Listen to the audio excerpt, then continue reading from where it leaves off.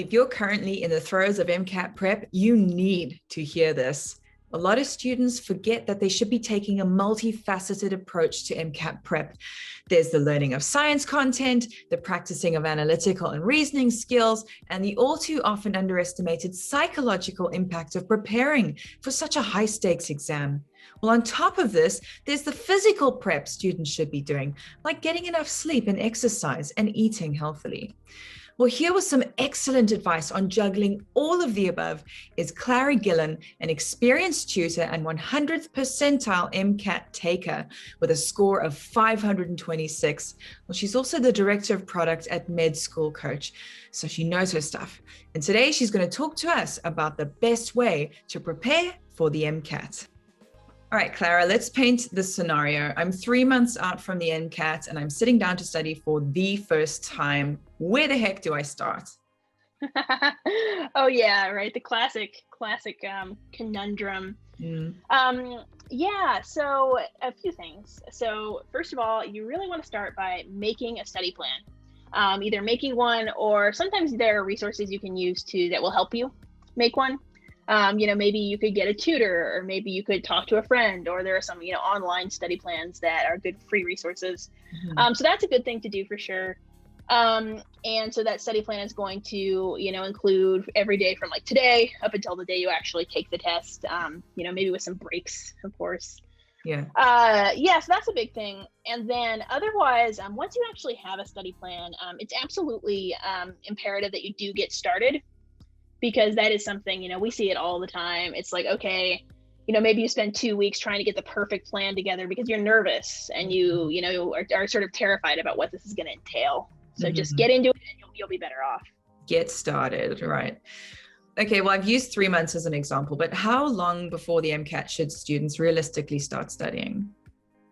Yeah, 3 months was a really good number to throw out there, because I think that's true for really the majority of MCAT students.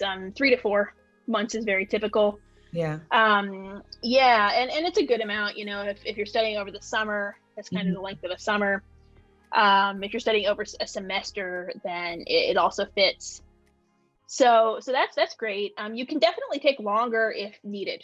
Yeah. So something like, we see 5 to 6 months, and that can be really helpful if you're working a lot, or if you're taking a really heavy course load, or if you maybe are a non-traditional student, so you are a few years out of college, right. But you aren't sure, like, do I remember any of this stuff?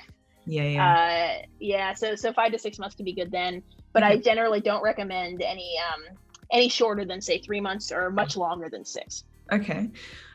Let's say you are going to go with a 3-month study plan. So how many hours should you be dedicating to studying per day? Yeah. So, I have a lot of thoughts about this.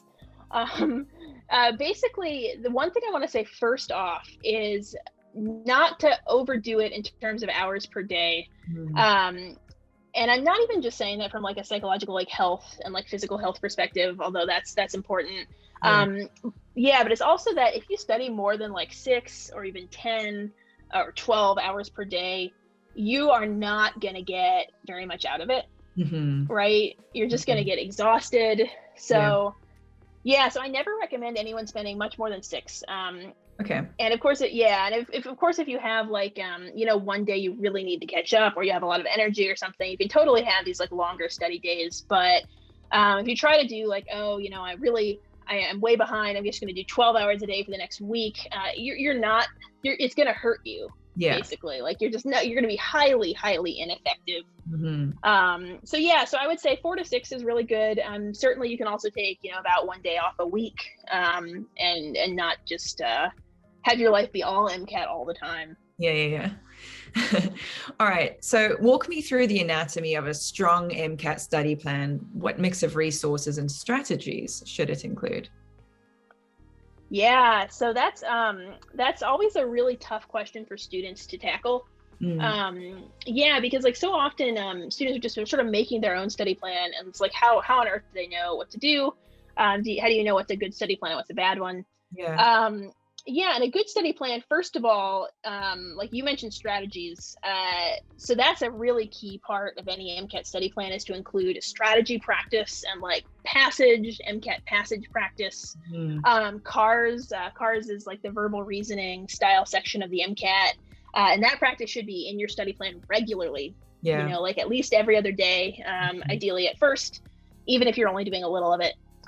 So that's all absolutely crucial. And then another really noticeable feature of a good study plan for me is one that involves at least a little bit of passage practice, even from close to the beginning, and one that involves at least a little bit of content, even up near the end. Mm-hmm. So it's almost like, passage practice, is always going on, and content review is never really over because they're so intertwined, right? Yeah. They're not like, discrete items you can check off on a checklist. They go together. Right. And so a really nice mix is crucial for your study plan. Right. Yeah. Because if you study all your content in the beginning, you're going to forget it by the time you get to the MCAT. And if you leave your actual practice, the critical analysis, reasoning practice to the end, you're just not going to get enough practice in to know the nature of the MCAT. Yeah. 100%. All right, so it's pretty important that students include some mental and physical prep into their already demanding study schedules because health can often take a back seat. So let's start with this. What advice do you have for students who are feeling the psychological burn of this high pressure exam? Oh, yeah. Oh, and first of all, I totally know how this feels. Like I've taken the MCAT. I felt the crushing pressure before, and it feels very soul sucking. Yeah. Yeah, so it's so hard, but I have some advice for sure. So one big thing is to maintain not just physical health sort of elements, like things like exercising, going to the gym and things like that. Like even if you feel like you don't have time for those things, they actually tend to make time, Right. because of their mental health benefits. But also social interaction is key. Right. And I've seen so many students who are like, oh, I'm prepping for the MCAT for the next 3 months. Like I said goodbye to my friends yesterday and I'll see them in March. So they have like, oh my gosh, no, please keep seeing your friends. That is so bad, so it's so crushing, and it makes it all really, really stressful, and you can feel like you have no one to turn to.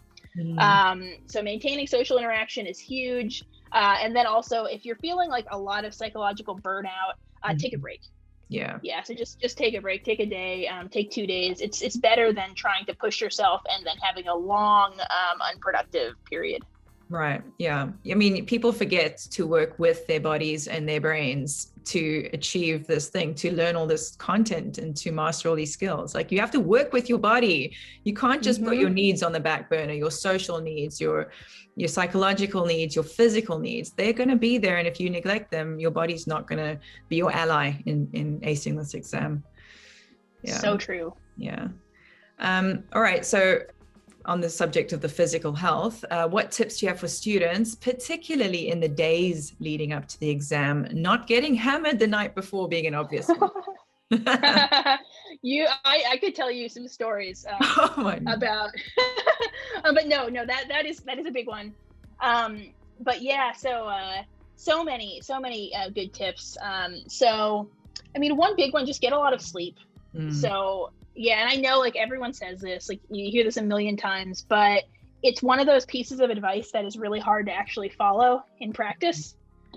Because you're always like, okay, well, is it really better to get a lot of sleep, or is it better for me to spend the next 2 hours studying? Yeah. Won't that studying pay off more? And my answer to you is no, it will not pay off more. It's better to be well rested, because you'll experience this if you're sleep deprived and you're trying to do MCAT practice passages. They can just feel so frustrating. You have no idea what's going on, and then you go and you sleep for a night and you come back and you're like, why was I ever having trouble with this? Right. Yeah. Yeah, totally. So tired brain doesn't work properly. Right. And so finally, what have you noticed to be the top habits of students who typically perform well on the MCAT and the habits of those who don't? Yeah. So I have a lot. It's interesting, right? Because when you work with a lot of tutoring students, you see patterns. And one of the big patterns that I have noticed is students who do well on the MCAT often have an attitude of at least like optimism to some degree. Yeah. And especially like, yeah, especially not like beating themselves up too bad and taking it personally when they miss questions. Yeah. Because it's like, I mean, obviously it feels personal, right? Like you miss a question and you're like, this is, you either feel like, oh, I'm stupid, or you feel like angry, or frustrated.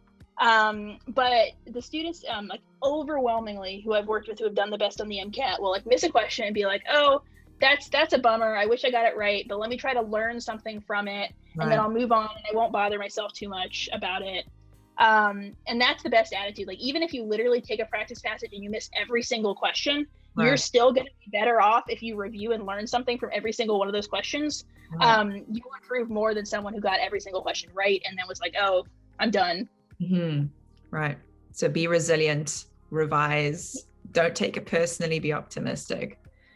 Absolutely. Yeah, that's a huge one. And also, I mean, just don't know that everyone else is having the same struggles, right? Like this test is not easy for anybody. Like I can tell you, it was not easy for me. It's not easy for anyone. So understanding that is really helpful, and can really help get you in the mindset for success. Yeah.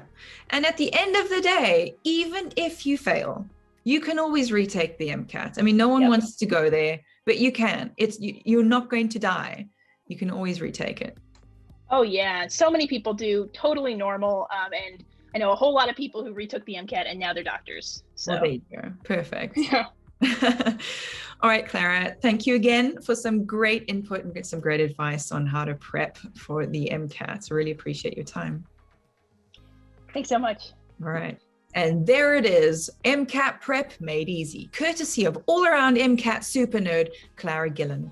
She's also the director of product at Med School Coach, which is a tutoring and consulting service for students embarking upon their education for a career in medicine. So if that sounds like you, I encourage you to check them out.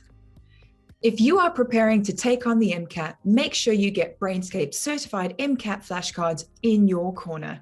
We have distilled down and organized the science content you need to know into an awesome collection of smart flashcards, which are proven to help you learn and remember content twice as fast as traditional study methods. Armed with these, you'll keep up that healthy cadence of daily review that is so essential for landing high scores on the MCAT. And for even more guidance, check out the other videos we have on Brainscape's medical channel, including more interviews like this one. And go to our MCAT Academy for free study guides on everything you need to know to prepare for and ace the MCAT. These tools, together with your ambition and hard work, is everything you need to rise to your challenge.